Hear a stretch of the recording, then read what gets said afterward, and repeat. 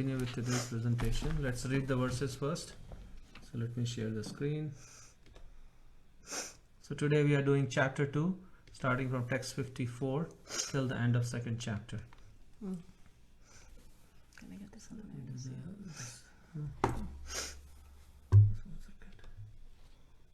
You were able to share? Okay.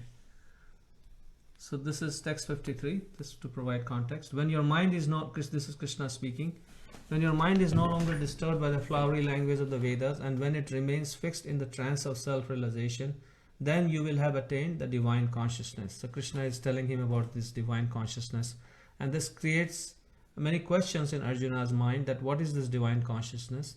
What is the symptom of a person who has achieved this divine consciousness? So this section is going to help us in many ways. It is going to help us in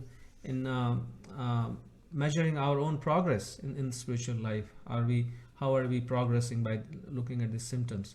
And also in the world today, people get sometimes cheated by people who are faking divine consciousness, but they actually not really achieve that realization. So one can actually judge or discriminate between who is actually saintly and who is not. Yeah, because spirituality or transcendence is sometimes seen to be just whatever you think, right? And so that becomes very confusing. Is there any barometer or a way that we can, like I think when we talked about putting someone on our flag, who's on our flag? So this question came up, that how do we know who to choose as a role model, right? So in this section, Arjuna is asking this question and Krishna is responding, okay, these qualities are what defines if a person is actually situated on a transcendental platform. So it's not somebody who's just following some religious rituals, or who is a good speaker, or who is very famous in persuading people, or who's very charismatic, and he does certain things that attract people, or who produces some maybe who can make some cheap magic tricks to influence people. So this is something beyond that, and this is important to understand. So we'll talk. Let's read the verses and before we look at the comments. Yeah. So Arjuna said, "O Krishna, what are the symptoms of one whose consciousness is thus merged in transcendence? How does he speak, and what is his language? How does he sit, and how does he walk?" So here you can see that Arjuna is asking 4 questions. So first he's asking, what are the general symptoms of a person who's in transcendence? And then second, he asks, how does he speak, and what is his language? The third question is, how does he sit? And the fourth question is, how does he walk? So on the outside, it may seem like, what kind of questions are these? I mean, how does he speak? How does he sit? How does he walk? What does it really mean? And our teachers have explained that all these questions have very significant meaning. So the first one is obvious. How does he speak means how does he respond, or how does he react to situations? How does his intelligence, his affection, how does he respond when he's challenged, or when he's put in a difficult situation? How does he respond to that? That's the meaning of how does he speak. How does he sit means how does he withdraw his senses, or how does he prevent his senses from engaging with the sense objects? So like when we are sitting down, then we are kind of to ourselves, we are withdrawn. So how does he withdraw from this world? How does he what is his relationship with the world? Yeah. Right? Yeah. How does he not get affected by the world? And the last one, how does he walk, is how does he really engage with this world? So those are the questions that Arjuna asked. So let's continue. So in text 55, Krishna is 55 and 56, or like 55 is answering the first question, like what are the general symptoms of a person in transcendence? The Supreme Personality of Godhead said, O Partha, when a man gives up all varieties of desire for sense gratification which arise from mental concoction, and when his mind thus purified finds satisfaction in the self alone, then he is said to be in pure transcendental consciousness. So should I read the next one as well? Yeah. One, it's connected, right? No. Okay. So here it's starting with the real symptoms are like no desire for sense gratification, and he finds the satisfaction in self. So he doesn't need any external things to satisfy him. Whether he has them or he doesn't have them, it doesn't really make a difference to him. He's not finding the satisfaction. So this is something that can be easily verified in any person, because nobody can fake this. Even if they fake it, then behind the scenes they will be running after. Prabhupada gives the example often that like you can find some fake sadhus who will speak very nicely and this and that, and they have many disciples, but when they go inside their room, they will do something nonsense like smoking or doing some other things. So because their satisfaction is not coming from the self, they are trying to run towards what satisfies them. 56. One who is not disturbed in mind even amidst the threefold miseries, or elated when there is happiness, and who is free from attachment, fear or anger, is called a sage of steady mind. So this is another quality, and we'll talk more about this in our presentation, that a person who's not affected, right, by happiness, and who's also not, so these three things, attachment, fear and anger, they're actually connected. And we talked about this in the first chapter, that wherever there is attachment, right, it'll generate fear and there'll be anger within the heart. But because he's free from all attachment, so that's why there is no anger within him. And so, yeah, and we'll talk more in greater detail. 57. In the material world, one who is unaffected by whatever good or evil he may obtain, neither praising it nor despising it, is firmly fixed in perfect knowledge. This is another very important quality, right? So how does he speak? And Prabhupada explains in this purport that for a transcendentalist, whenever anything bad happens to him, he takes that as the mercy of the Supreme, and he is not affected in a negative way. And whenever something good happens to him, then he also takes that as a mercy. And because of this consciousness, he is not affected by whatever good or evil he may obtain. Because as long as we're in the material world, there'll always be these dualities, right? So he neither praises them nor despises them. He's neutral. One who is able to withdraw his senses from sense objects, as the tortoise draws its limbs within the shell, is firmly fixed in perfect consciousness. I personally really like this analogy because it's so visual, right? That just like, and we'll see a video later, that this is how a tortoise does, right? He immediately withdraws its senses. So the senses of a self-realized person, even though it is engaged with the outside world, they're completely under his control. So whenever there is any opportunity or any danger, he knows how to bring them back under his control. So this is the answer to his question, how does he sit? Or how does he not engage his senses? And somebody may ask that, oh, this must be very hard for a self-realized person to withdraw his senses from sense objects because they are so attractive. So Krishna answers this question by saying that no, it's not really difficult for him. Though the embodied soul may be restricted from sense enjoyment, the taste for sense objects remains. But ceasing such engagements by experiencing a higher taste, he is fixed in consciousness. So it's not like a big effort for him because he has a higher taste. And this is again a really significant part of our philosophy, that our philosophy of Krishna consciousness or bhakti is not about repression, but it's about acquiring a higher taste. And then we'll talk more. I don't want to give away, so hold on to these because these are all coming up.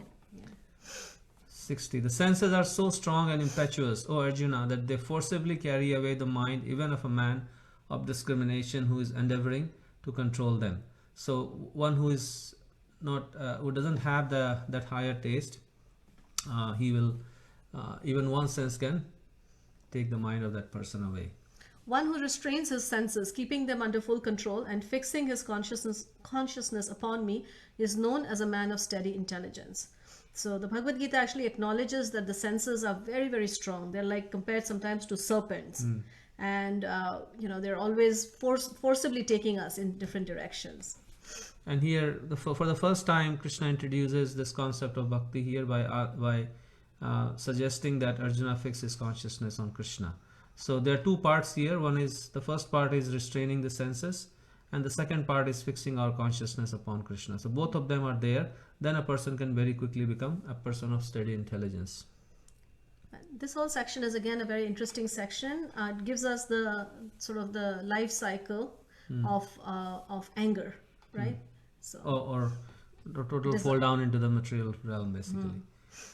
In answer to the question that if a person doesn't have a higher taste and if he lets his senses just go wherever, then what will happen to that person? So this is answered here. While contemplating the objects of the senses, a person develops attachment for them, and from such attachment lust develops, and from lust anger arises. From anger, complete delusion arises, and from delusion, bewilderment of memory. When memory is bewildered, intelligence is lost, and when intelligence is lost, one falls down again into the material pool. So this is the sequence that starts with thinking, feeling, and willing. And when somebody really wants something badly, some material object badly, then they develop a deep attachment for them. And from that attachment, lust develops. Lust means I got to have it, and I'm just going to do everything in my power to get it. And from lust, anger arises, because if the lust is not satisfied, then anger comes out. Anger is described as like the brother of lust. Or if somebody's lust is satisfied, then also it just grows, because they get bored by it, and then they want something else. Or they become even more greedy. Yeah. Right? And then from that, as when anger happens, then one becomes deluded, which means that one cannot see what is right and what is wrong, right? And from that delusion comes bewilderment of memory, which means one actually forgets who the person is, who the person in front of me is, what is really beneficial for me. A person actually loses everything in that is valuable to them in this bewilderment, and they completely lose their intelligence, which means they lose all sense of discrimination. Because we talked about how intelligence is like the controller of the mind and the senses. So if the intelligence is lost, then everything is lost, because then one basically falls right into this material pool, or rather one is swept away. So, but a person free from all attachment and aversion and able to control his senses through regulative principles of freedom can obtain the complete mercy of the Lord. So starting this text 64, Krishna is answering Arjuna's last question: how does he walk? How does a self-realized soul engage with this world? Because the person is not inactive, so they are engaging. So how he's engaging is he's controlling his senses through regulative principles of freedom. He's free from attachment and aversion, and through this state of consciousness is engaging with this world. For one thus satisfied in Krishna consciousness, the threefold miseries of material existence exist no longer. In such satisfied consciousness, one's intelligence is soon well established. One who is not connected with the Supreme in Krishna consciousness can have neither transcendental intelligence nor a steady mind, without which there is no possibility of peace. And how can there be any happiness without peace? So this is like the peace formula verse. Krishna is saying, how can we really attain peace? It's not just peace is not an inert state of existence where everything appears okay, there is no problem. It's beyond the state of no problem. As a strong wind sweeps away a boat on the water, even one of the roaming senses on which the mind focuses can carry away a man's intelligence. Therefore, almighty armed, one whose senses are restrained from their objects is certainly of steady intelligence. 69. What is night for all beings is the time of awakening for the self-controlled, and the time of awakening for all beings is night for the introspective sage. So maybe in the end we can talk about this verse, because it's a little mysterious.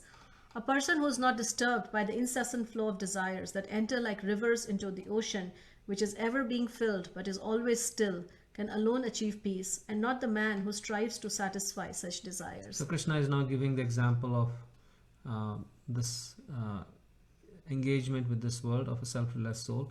This is how he engages, because when we engage with this world, then desires may come, but how the self-realized soul deals with them just like a river, being the ocean. A person who has given up all desires for sense gratification, who lives free from desires, who has given up all sense of proprietorship and is devoid of false ego, he alone can attain real peace. So Krishna again summarizes the whole self-realized soul with these qualities. That is the way of the spiritual and godly life, after attaining which a man is not bewildered. If one is thus situated, even at the hour of death, one can enter into the kingdom of God. So this is kind of the summary of the second chapter, this last verse, kind of telling what spiritual life really is and what is the message of Bhagavad-Gita in one sense. So now we'll get into we start the PowerPoint.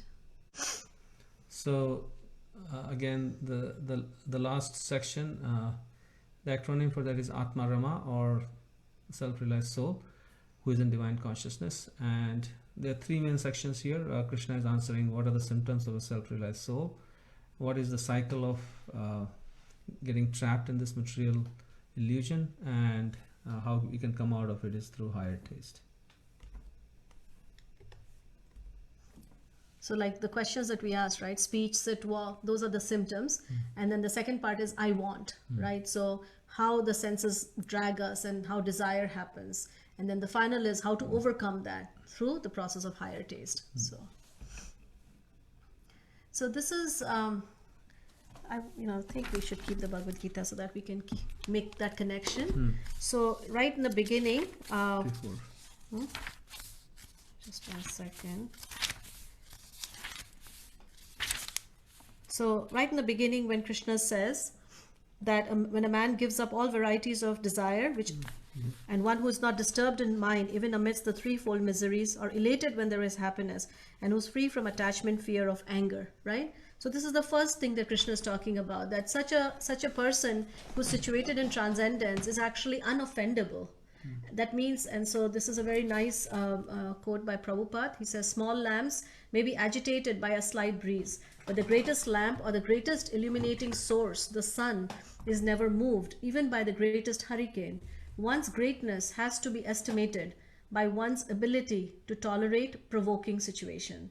So this last line is a statement that we can contemplate, that one can actually measure the greatness of a person by how well they can tolerate provocative situations.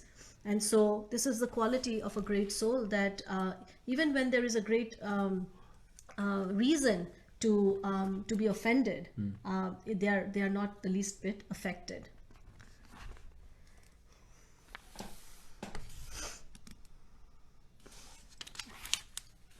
So yeah, go ahead. this is the next symptom, that how does a self-realized soul sit, or how does he not engage his senses? So let's take a look. So at we read, right, in the Bhagavad-Gita, that he's able to withdraw his senses from sense objects as a tortoise draws its limbs within the shell. So that is his quality. So let's see, we always read it, but it was so fascinating to actually watch, that actually how a tortoise does that.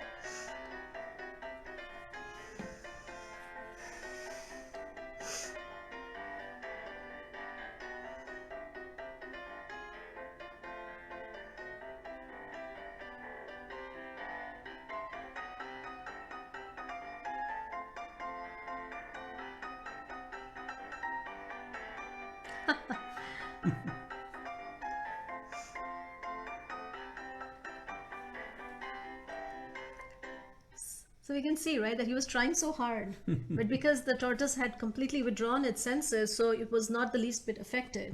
And so we have another great teacher of Bhakti Vinod Thakur, who says that no one can actually harm us if we don't harm ourselves. So this idea of always having that freedom to choose how we relate with the world and being able to withdraw is a symptom of a great personality, which means that he's not attached, right?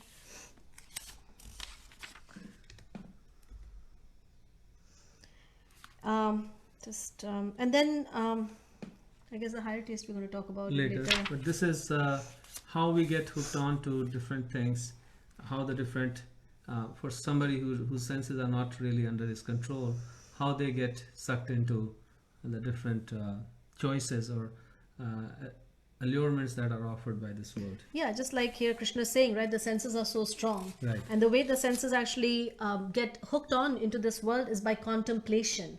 Because what happens is when the senses actually contemplate the objects, then they get attracted. And when there's attraction, then there is attachment. So, when we go shopping, I mean, it's a common knowledge that when you go grocery shopping and when you're going through those aisles and aisles of products, many times you buy things which you don't even need because the senses are coming in touch with those objects and they're creating desires where there were no desires. And that's what the advertisement industry uses, that as soon as we start this weakness of ours. So let's watch this. These are all different ads that we are probably familiar with. Can you hear me now? Good. When we look at magazines, we see the relentless pursuit of perfection everywhere. So we try harder. We want quality in everything we do.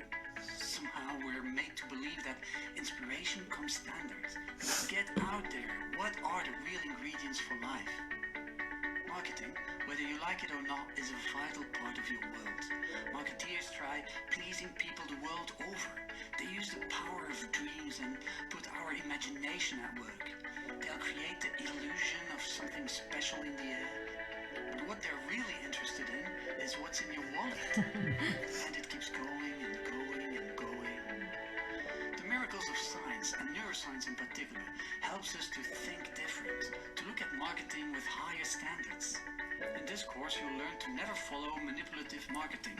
You'll become like a rock and evaluate commercials in a fair and balanced way. And if you want a breakthrough and have it your way, choose freedom for life. You've got questions, we got answers. Take this course because you're worth it. So go on, just do it. Enroll in this course and enjoy the ride. Probably in a few years, many of these products will not even be known to the next generation. So this is the power of contemplation, right? That we see things and then we get hooked and we say, I want this. So just like they say that real estate is all about location. So advertising is all about contemplation. Everybody's trying to grab that real estate in our head. Whoever grabs that real estate, they get the benefit. And there's so much of studies and so much of research that goes on how to grab our attention. So anyways, it starts early. Yeah, so we see how that contemplation gets us, and then what happens from that attachment. Like we read in this section, that from that contemplation, one develops attachment, and from that attachment develops this great urge, lust. Lust means at 2 o'clock in the morning, even if it's a cold morning, I'm going to go, somehow get what I need to get, right? And if in case I don't get, then what happens? Anger. So remove everything from my way. Do you remember where it is?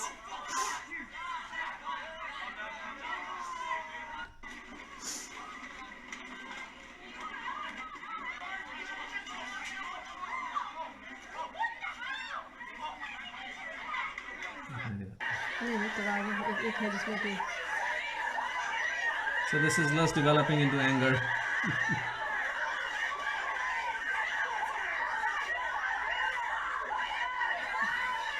So this is the nature of unrestricted. So you get the drift of this. And the really sad thing is that because the way our modern world is structured now, even the youngest amongst us is actually not immune to this, and it kind of just starts really, really early. Kids very, very young age, they have iPads and all kinds of gadgets now. And when America's #1 early morning news. Parents considering giving their toddlers too much too soon in the way of gadgets might want to rethink that strategy. This is what happens when mom and dad take away an iPad from 2-year-old Ashlyn Brooks.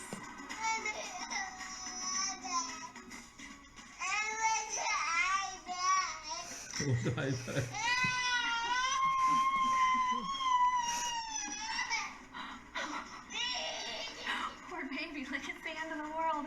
Now, Ashlyn's parents insist that they let her use the iPad for educational purposes, but I don't know, maybe created a bit of a monster there. I think so. So this is the whole section. And we are not different in many ways from this 2-year-old. We want our own. We have our own toys, right? Yeah. And we also, when things are taken away from us, we feel like it's the end of our life. And so Krishna, he's describing this whole sequence, but we can actually see the sequence. Let's move on. So here is the really, I guess, interesting or scary bit, that this is a verse where it's described that each of these animals... Like Krishna talks about how even one sense can take away the intelligence of a person. Like if one sense is let loose, then havoc can happen. So what to speak of one sense, we have 5 senses which are all very powerful, and they can all take us away in all different directions. Yeah, like each of these animals, they get trapped because of one sense. So like the deer gets trapped because of the sense of hearing. So the hunter comes and plays very beautiful music, and the deer has a weakness for hearing beautiful sound, so gets trapped. The moth gets trapped because of light, right? It gets, it's always drawn to the light, so it gets. The fish gets caught because of the sense of taste. So this is a famous verse from Mahabharata. It says, Kuranga matanga patanga bhringa Meena hata pancha bireva pancha Eka pramadi sakatham nahanyate Yasevate pancha eva pancha. So the last line applies to us, that one who's serving the five, the panchavi. So what will happen to him? Which is us actually. We don't want to talk about the elephant. Oh yeah. Okay. I guess we're talking about the story here. Okay, Yeah. Go ahead. So I guess we talked about the deer, we talked about moth, the fish. The elephant actually is caught because of its attachment to the sense of touch. So we actually, both of us come from a place where there are a lot of elephants, and the way they catch these elephants is they dig a big pit and they put like grass and leaf over the pit, and then they have a she elephant that they train up. And so the she elephant is trained to sort of just walk past that he elephant and sort of just brush against him. So when she does that, then he becomes completely maddened and he starts chasing the she elephant, and the she elephant is again trained to sort of go around the pit. So she leads him to the pit, goes around the pit, and this big huge elephant who's so powerful falls into the pit, and then hence is captured, right, and becomes a captive. So no matter how powerful a person may be, based on their learning or whatever, if one sense is let loose, then it can cause the downfall of a person. And we see that like many times big people, big personalities, they're very high in social status or political status, and then they Big will celebrities. big celebrities, and they will let one sense loose, and their whole world keeps just comes crashing down. Absolutely. They It's lose everything. They lose everything, and you wonder, like, what was the need, right? They were really at the top of their game, and just because of a little bit of lack of self-control, they lose their career, they lose their reputation, and many times they even have to go to jail, right? So it's really sad. So this we already talked about, how This in is one sense. this is a verse that we read, that how just like the wind can take away a boat, right? In the same way, one of the senses can drag us. So this is another example of how our fatal attraction for something that looks very attractive could be just like a trap, just as example for these. just like we talked about the moth and all these different animals, right? So here also we see that just because of a little attraction of this beautiful color of the leaf, and maybe the bug thinks I'm going to get something Really juicy there. And if you see, there it goes. This is a plant.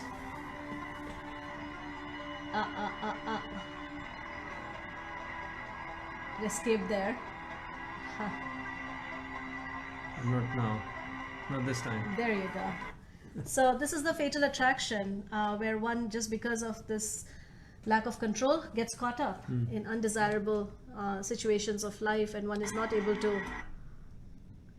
Again, this is just another one. We're not going to show you the video, but this is a man who just loves his pizza, and he has eaten he eats over 469 pizzas in a year. And behind him you can see the wall of the pizza boxes, made from pizza boxes, that he has eaten throughout the year. And he develops this horrible disease, and then he comes out of it. But this addiction is and I guess the sad thing is that even though he knows, and he's in therapy, he knows that this is not good for him, but unable to give it up. So again, shows that whole cycle, that once you have contemplated and once you've gone all out for it, then the mind takes over. So you engage the senses, and then the mind kicks in, and the mind goes, I want this. I cannot live without this. And then we obviously, this was a little bit of a shock for us, that there are rehabs where people go once they have developed these kind of addictions, where this is supposed to be the most expensive rehab in the world, and it's $370,000 a month just to get over their addiction. Just to get over these addictions. So these are not small things. This addiction, or the senses being let loose, there is a price that we may have to pay. I'm sorry about that. This wasn't meant to be. How do I move on?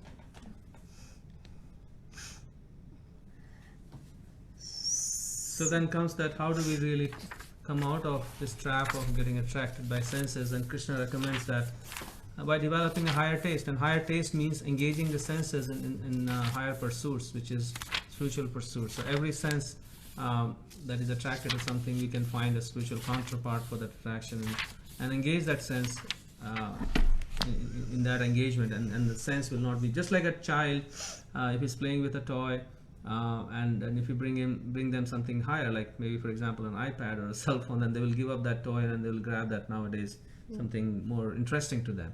So we are also like that, being sentient beings. We are always seeking for a higher taste, because we know that is something I want.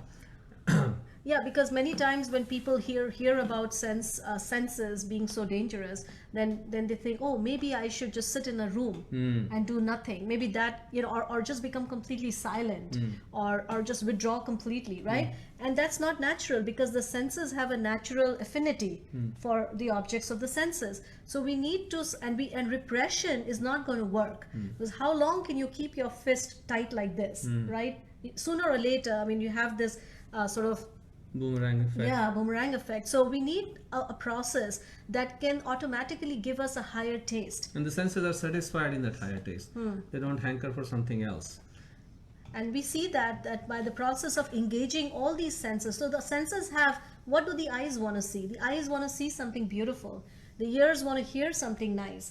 The nose wants to smell something sweet, right? So the tongue wants to taste something nice. So all the senses are actually completely satisfied in the process of bhakti. Because bhakti means the engagement of the senses for the satisfaction of the Supreme Lord. And one of the names of Krishna is Rishikesh, which means the master of all the senses. So when we serve the master of the senses, Rishikesh, with our senses, then the senses automatically become completely full. And then they're no longer hankering for the lower things. For example, tongue is the most powerful of the senses, and it always wants to talk something or taste something very nice. And it is said that the process of bhakti actually starts with tongue. And by giving the tongue a proper satisfaction in terms of like spiritual food or prasadam, and that really satisfies. And chanting, which is the second part. So the tongue is completely satisfied. It's propensity to talk, and its propensity to taste something nice. And then the tongue doesn't hanker for things that are harmful to it. Similarly, our taste for hearing, our sense of seeing, and like that. So just an example here in Vrindavan, the city of Krishna, there are these notorious monkeys who will grab your glasses or your purse, and they won't give it up until they get this. To remember it. Are stealing valuables they know we want back, and then using them to barter with us for food. They won't give up their loot, not until they're offered the specific food that they want. Often, it's the fare with the highest nutritional value.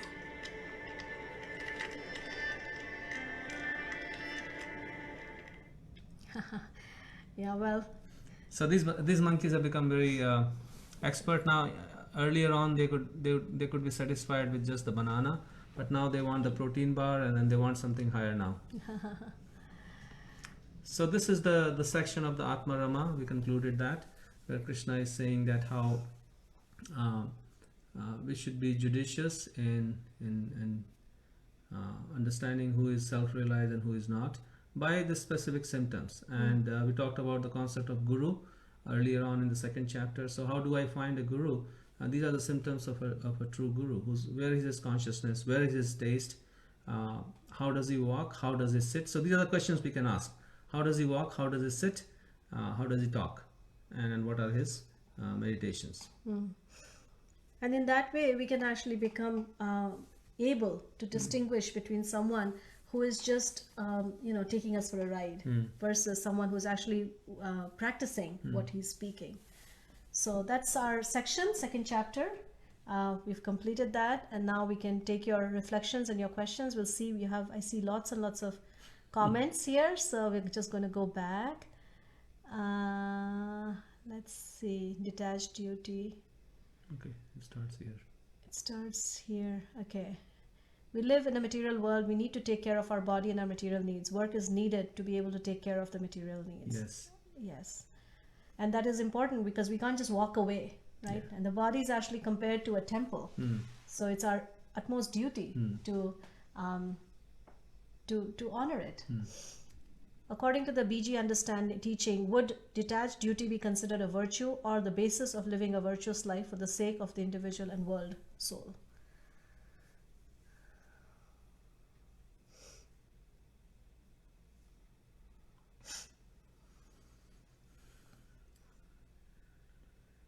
Yeah, Krishna is recommending detached duty. So we are detached. We are doing the duty in a detached fashion, but also at the same time we are developing our attachment for Krishna. So just detachment is not sufficient, because the mind and the senses will be attracted to other things, and that's where the problem happens. Like if somebody is just trying to do that, sooner or later they will face this wall. The soul needs positive engagement. The senses need positive engagement. Yeah, detachment kind of brings us to that point. Right. It's like if you look at a number line, you have negative numbers on one side, and then you have a 0, and then you have positive numbers. So detachment means you've come to the place of 0, which means that you've given up that entire negative spectrum, right? But you still need a positive spectrum to feel happy, because the soul is sentient, and the soul is one of the qualities of the soul is that it is anandamayo abhyasat, which means that it's always desiring happiness, right? So happiness means positive engagement. The Gita gives instruction for how not to be attached to sense objects, right? Yeah, that is one of the instructions Krishna is giving is by developing by giving the senses a positive engagement, a higher engagement. Is restraining senses without bhakti asceticism? Yeah, which may or may not lead to yoga. Yeah, Yes. It's very artificial. I mean, there are story upon story in our text where people have tried to control their senses using their willpower, and only to fall down just by hearing the ankle bells of a heavenly lady, right? So there was this great yogi, Vishwamitra, who actually, he had so much power, he could do really marvelous things, like even create a planet. But he was meditating, and this heavenly lady allured him, and he fell down. He got married to her. And then in contrast, there is a story of this other person called Haridas Thakur, who is a great devotee and would actually chant for 22 hours a day. And so the personification of material energy herself came and told him that, you're such a handsome young man. And it was evening time. So when she came, she created the most perfect atmosphere, right? And she said, I would like to unite with you. And so Haridas Thakur just said, well, I haven't completed my chanting for the day. So will you just please sit here, and then tomorrow I'll fulfill your desire. And so she came like that for 3 days. And then she got purified. So material energy, this is described that material energy herself got purified because of the presence of Haridas Thakur. And then she accepted him as her guru and surrendered to him. I think the point is to live here being aware that we are here for a specific time and everything is temporary except the soul. For this reason, what is the point of being attached and generate all other feelings like fear and anger? Because everything will eventually go away. All will pass. Awesome. Very nice. If contemplation leads to attraction, does contemplation of Krishna lead to attraction for Krishna? How beautiful, Delia. That is so well said. Yes, and that's the whole purpose of bhakti, is to increase our contemplation of Krishna. That is really beautiful. And that is the sum and substance of all spiritual practices, that always remembering Krishna, which means if you are able to remember Krishna, then we have achieved success. And that is why we are contemplating, right? We're always trying to absorb our consciousness. Gravitas, grabbers. Lust developing into anger when you don't get what you want also explains a lot of violence towards women. Absolutely. Actually, we wanted to include that also, that so many of the crimes in the world are actually induced by this lust. Can you explain the bee, please? The bee? In the story of the elephant, the moth. Oh, the bee. The bee goes into the getting nectar, right? Oh yeah, the bee goes into the flower. There's a lotus flower which closes at night, so this bee goes into the lotus flower to get the pollen. But it's so greedy for the pollen that when night comes, it can easily get out, but he just wants to keep eating more and more. And the lotus closes, and then the bee dies inside the lotus. It's called a bhringa, right? Bhringa. Yeah. So a fool and his money are soon parted. Very nice, Eric. Daryl, I feel like the Western world uses advertisement of the sight sensory to keep us so focused on the eye sensory that we cannot see the unseen, nor do we seek to see it, because so many things are placed in front of our eyes, like blind faith, faith being the belief in the unseen. How can one have faith if their sense of sight is pulling one to focus on what they can physically see? Meanwhile, there's so much going on in the unseen. Yes, very nice, Daryl. It's true. Our senses are so absorbed in this world of matter that we miss. We miss so much. Amit, wonderful explanation of the principle of detachment with our day-to-day experience. Thank you, Amit. Thank you for your encouraging word. Before we move on to the next chapter, I would just like to reiterate a point I made when we were discussing this part of the Gita at your house a couple of years ago. I think for some modern readers, it is quite shocking to hear that God is telling his devotee that he must fight against and possibly kill his family members and the teachers he reveres because it is his duty to do so. I understand and accept the explanations you gave for why he must carry out his duty. But this chapter can be a real stumbling block for many people like me who are attracted to the Hare Krishna movement in part because of its emphasis on non-violence and the protection of living beings. It's so interesting that this is a conversation we've been having. I just spoke to my father this morning. It was exactly the same conversation. Oh, Krishna. Okay. You want to go for it? Yeah, Krishna is not encouraging Arjuna to kill his family members or anybody. Krishna doesn't want anybody to be killed just needlessly. But at the same time, Krishna came for a specific purpose on this planet to establish dharma. Right? He says in the 4th chapter that I've appeared to establish dharma and to get rid of the demoniac forces. So that was the reason this whole battle was drawn. It was not Krishna's desire. Krishna tried very hard to avoid the war, and the core was they were actually very demoniac personalities. And if they had stayed in power, so this was not about Arjuna, Yudhishthira getting the kingdom. It was not a war about land or property or dispute. So it's none of that. It was Krishna's plan to establish the most saintly personalities as the rulers, because that is the duty of a ruler, is to You keep going. Yeah. Duty of a ruler is to give everybody a chance to grow spiritually. I'm getting distracted. No, you go ahead. Could I just add that the reason I made this point was just to say that, in our efforts to spread the message of the Gita, I think what's going to happen is that you're going to come up against a lot of people. And I think even one of my colleagues here a little earlier in the week made the point that when you read Arjuna's arguments against fighting, that they're much more persuasive than they might seem.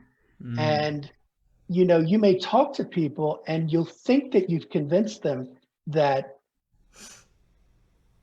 you've made the point, but I think that they'll walk away and mull over these issues.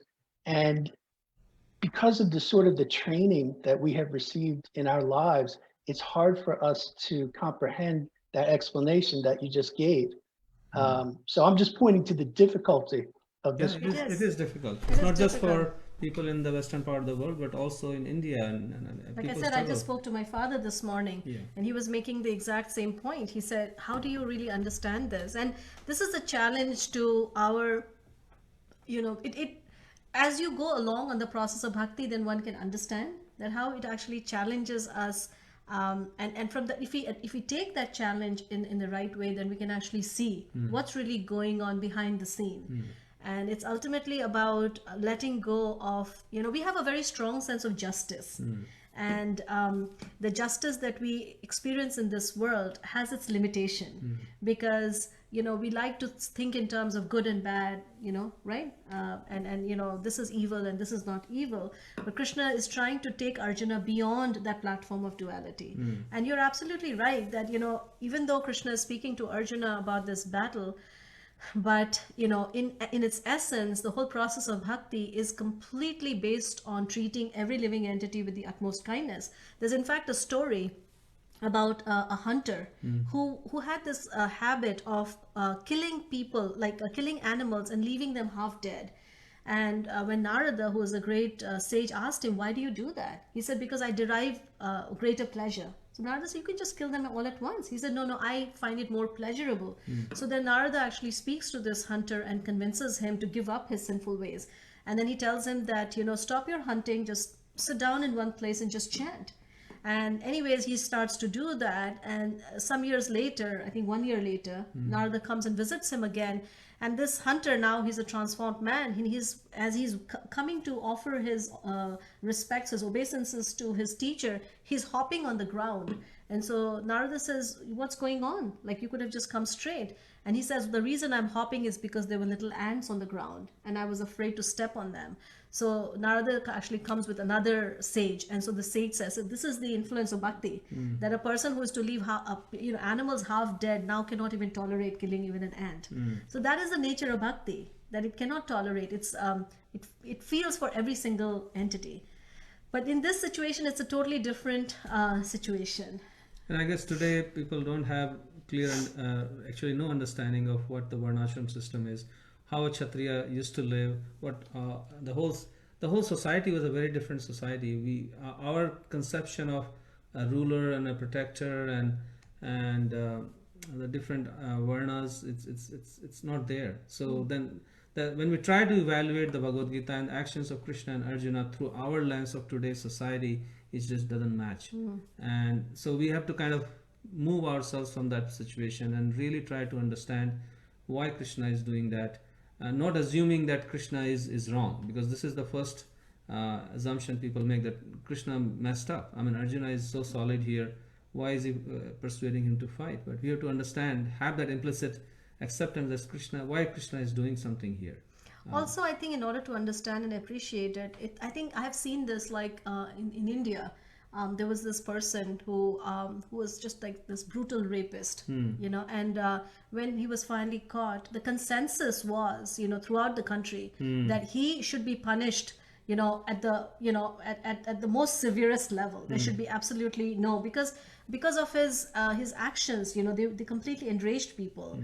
And I think a lot of times people tend to see this war more as like fight over a piece of land or a kingdom, but it wasn't like that. It was to establish law, right? Because Duryodhan was actually he was very, very disrespectful to women.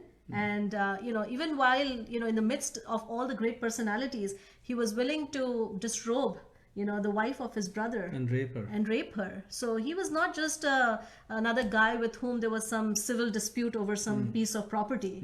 He was a criminal kind of a guy. So if he was allowed to continue to rule, then dharma could not be established. So there are much bigger principles. He tried that many times, not just during the later on. He also tried. So he was. I mean, all the Kauravas were like that. They had no qualms about doing anything for whatever they wanted. And that is true. It is about engagement. Move out of indecision into engagement. And I think we've made this point a few times, that the war is simply a placeholder, right? What is the best way to conquer self-gratification that isn't based on willpower? Purely chanting? I know it takes effort, so there is some willpower to an extent. I struggle with this myself as I try to balance a spiritual journey with a common university life. Choosing your group is hard when not everyone is on the same page and mindset. Yeah, I mean, I think you kind of, I think you already have a sense, Florencia, that it is our association, which is really a very key factor in being able to conquer the mind and the senses. And unfortunately, our atmosphere in colleges and universities, it's not so easy. So one has to do the best we can by keeping one's personal spiritual discipline strong, at the same time trying to find any opportunity to stay connected to a community, right, that can give us that strength, because bhakti means we need the strength of other practitioners to be able to stay firm. And in college life, I mean, one way to stay afloat is doing something to share this with others in whatever way and doing some service, what that does is you start creating your own association, and when it is not there, you create it, and that's the best way to get association. Yeah, yes, Florencia, it is very hard. I mean, we couldn't even imagine. But you know, Krishna sees our struggle. So Krishna sees our struggle, and in due course of time, we will have a better opportunity if we so desire. Amritvani, I really, like your point that the analogy that Krishna's position where doctor cuts the infected body part in order to save the rest of the body. Very, very nice. Oh, we missed a question from Shweta. Okay, sorry about that. Let's go back. Sindhu and Raghu, senses always want to be engaged. Bhakti provides a safe route to engage the senses. Yes. Very nice, very nice. Yeah, me too. I was thinking about that too. Lust combined with a sense of entitlement among the powerful people. Shweta, how is it practically possible to avoid the attachments, be it materialistic or not? First, we'll talk about Shweta's question. Can you please clear the concept of Vishnu and Krishna? Since childhood, we have heard that there are three supreme gods, Brahma, Vishnu, Mahesh. Isn't Krishna incarnation of Vishnu? Okay. Yeah, and that is true. Brahma, Vishnu, Mahesh, they are supreme. But we'll read, when we read Bhagavad-Gita further, we'll know that how Krishna is the source of all incarnations. So from Krishna comes Vishnu, and from Vishnu comes Brahma and Shiva. So And yeah, I think that would require a lot more explanation, but in a sense, there's no difference between them, and yet, when in the Srimad Bhagavatam, there's a whole. Maybe we can talk about this offline, Shweta, because this would require us to really go off this and really show you exactly who comes from whom. So we can talk about this later. How is it practically possible to avoid the attachments, be it materialistic or not? Well, we don't want to avoid spiritual attachments. We want to develop spiritual attachments, because that is the way to. The nature of the soul is to be attached. The nature of the soul is to be attached to Krishna. That is the condition of the soul. And when we are not attached to Krishna, then in our material life we get attached to material things. So we want to develop our spiritual attachment, and that will automatically take care of removing the material attachments. Because just by removing the material attachments is not sufficient.